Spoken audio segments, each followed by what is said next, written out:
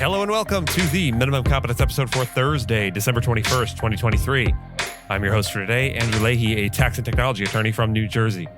In today's episode, we have Trump challenging Colorado ruling before SCOTUS, California law barring guns in public blocked, M&A seems to be making a comeback, and new NASDAQ board diversity rules set to take effect. Let's remember, just as nature endures the solstices, darkness before rebirth, the legal system navigates through uncertainty towards resolution. Oh, and let's read today's legal news. On this day in legal history, December 21st, we spotlight a pivotal moment in the civil rights movement, the start of racially integrated bus service in Montgomery, Alabama. On December 21st, 1956, a significant change unfolded in the streets of Montgomery as buses began operating under a new integrated system. This historic shift came after enduring federal court rulings that conclusively terminated the practice of on-board segregation. The genesis of this transformative moment can be traced back to the courageous efforts of the African-American community in Montgomery. Their resilience was epitomized in the Montgomery Bus Boycott, a protest sparked by Rosa Parks' refusal to give up her seat to a white passenger. This boycott, lasting over a year, was a strategic and peaceful defiance against segregation and racial injustice. Two key figures in this historic change were Reverend Dr. Martin Luther King Jr. and Reverend Ralph Abernathy. As prominent leaders of the bus boycott, they symbolized the relentless struggle for equality and justice. On that significant day, they were among the first to ride the buses under the newly implemented integrated service. The Montgomery Bus Boycott and the subsequent integration of the bus service marked a crucial victory in the civil rights movement. It not only challenged and changed segregation laws, but also galvanized the fight for civil rights across the United States. This event is a testament to the power of collective action and the enduring pursuit of equality. The legacy of December 21st, 1956 continues to resonate as a reminder of the long and ongoing journey towards racial equality. It stands as a beacon of hope and a symbol of the enduring spirit of resistance against injustice. Today, we remember and honor this monumental day in legal history, a day that forever changed the fabric of American society. The U.S. Supreme Court, reshaped by former President Donald Trump, is set to confront a series of cases that could significantly impact the 2024 presidential election. Central to these cases is Trump's role in the events leading up to the January 6th of 2021 attack on the Capitol, where his supporters attempted to obstruct the certification of Joe Biden's victory. These cases mark the Supreme Court's most politically charged involvement in elections since the decisive 2000 ruling in favor of George W. Bush. Erwin Chemerinsky, a dean of the U.S. Berkeley School of Law, highlights the unprecedented potential of the court to influence the upcoming election, particularly regarding Trump's ballot eligibility and the progression of his federal criminal prosecution. Amidst a conservative shift in American law, the court's approach to these cases is closely watched, especially after recent rulings on key issues like abortion and gun rights. A pivotal moment is Trump's vow to challenge a Colorado court ruling disqualifying him from the state's primary ballot. The outcome of this appeal could set a precedent for similar challenges in other states. Currently, Colorado is the only state among 32 to disqualify Trump based on the 14th Amendment, which prohibits those involved in insurrection from holding federal office. The Supreme Court's decision in the Colorado case could influence similar efforts nationwide, with Michigan, a politically critical state, also considering a related case. Leah Littman, a law professor at the University of Michigan, underscores the high stakes of these disputes for democracy, particularly in their implications for upholding the peaceful transition of power. The court is also entangled in criminal cases against Trump. Special counsel Jack Smith has requested the court to rule on Trump's claim of immunity from prosecution for actions related to his 2020 election defeat. Additionally, the court will decide if obstruction charges related to the January 6th assault are applicable, which could affect Trump, who faces similar charges. Trump, facing 4 criminal prosecutions, has pleaded not guilty in all cases. His legal team may soon seek Supreme Court intervention in a defamation lawsuit by E. Jean Carroll. Despite the court's conservative leaning, experts like Stanford Law's Michael McConnell do not anticipate bias in favor of Trump, even though the legal issues are more nuanced than in post-election litigation. A U.S. federal judge has temporarily blocked a California law set to ban the carrying of guns in most public places from January 1st. U.S. District Judge Cormac Carney of the Central District of California issued a preliminary injunction stating that the law would unconstitutionally deprive concealed carry permit holders of their Second Amendment right to carry a handgun in public for self-defense. He described the law as sweeping and repugnant to the Second Amendment. California Attorney General Rob Bonta expressed intentions to appeal the decision, arguing that if the ruling stands, it would put communities at risk by allowing guns in areas frequented by families and children. Governor Gavin Newsom criticized the decision, voicing concerns about the proliferation of guns in sensitive areas like hospitals, libraries, and playgrounds.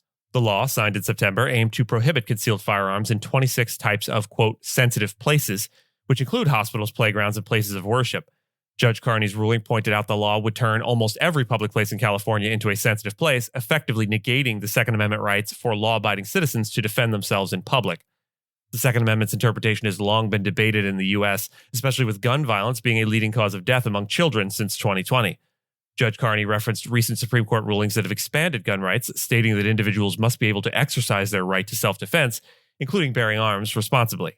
Chuck Michael, president of the California Rifle and Pistol Association, which filed the lawsuit, argued that the state's politicians are refusing to accept Supreme Court rulings that uphold gun-carrying rights. Michael hailed the court's decision as a recognition of the state's overreach in gun control measures. In 2023, global mergers and acquisitions, that's M&A activity for those in the biz, dropped to its lowest point in a decade, influenced by high interest rates and economic slowdowns. The total M&A volume fell 18% to around $3 trillion, the lowest since 2013. Dealmakers attribute this decline to increased financing costs for acquisitions and economic uncertainties, making price agreements challenging. Despite the downturn, experts foresee a rebound in M&A activity. In the United States, M&A volumes decreased by 8% to $1.42 trillion, while Europe and the Asia-Pacific regions saw sharper declines. Private equity-led buyout volumes globally also fell by 38%. However, the fourth quarter of the year showed a 19% increase in deal volumes, mainly driven by significant transactions in the oil and gas industry, including ExxonMobil's $60 billion acquisition of Pioneer Natural Resources and Chevron Corp's $53 billion purchase of Hess Corp. The report highlights the challenges in deal-making due to a tough antitrust environment and lengthy regulatory reviews, especially for cross-border deals.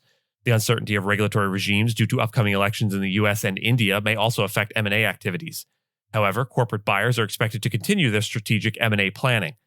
Shareholder activism is rising, potentially driving more M&A activity.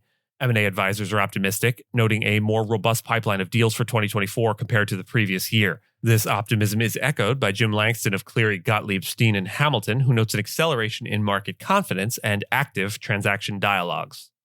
NASDAQ Inc.'s rules requiring listed companies to have diverse boards or explain their absence will take effect by December 31st, following the Securities and Exchange Commission's approval in 2021. These regulations, surviving a legal challenge from two conservative groups in the U.S. Court of Appeals for the Fifth Circuit, are based on the premise that board diversity information is significant to investors. Companies must now include at least one board member who is a woman, belongs to an underrepresented minority, or identifies as LGBTQ+, or publicly explain non-compliance. NASDAQ's definition of underrepresented minorities includes various racial and ethnic groups.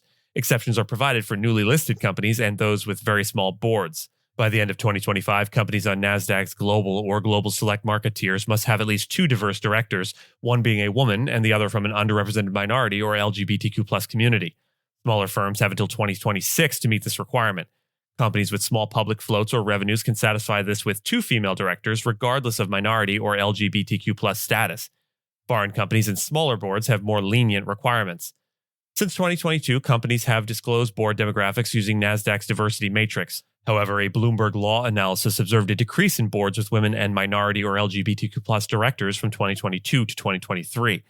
The Fifth Circuit could still overturn these rules if the full court decides to review the decision by the three-judge panel, who was composed of judges appointed by Democratic presidents. The majority of judges on the full court are appointed by Republicans. Non-compliant companies will receive a grace period from NASDAQ's listing qualifications department. Persistent non-compliance could lead to delisting, subject to an appeal to a NASDAQ hearings panel. And with that, I thank you so much for listening to Minimum Competence, your daily news podcast for lawyers. If you're looking for more than Minimum Competence, links to further reading on all the topics touched on today are in the show notes. And reviews go a long way towards helping new listeners to find our show. If you have a moment and can leave a rating or review on your podcast player, we'd sure appreciate it. And if you know someone that might be interested in a story we cover, consider sending them the episode.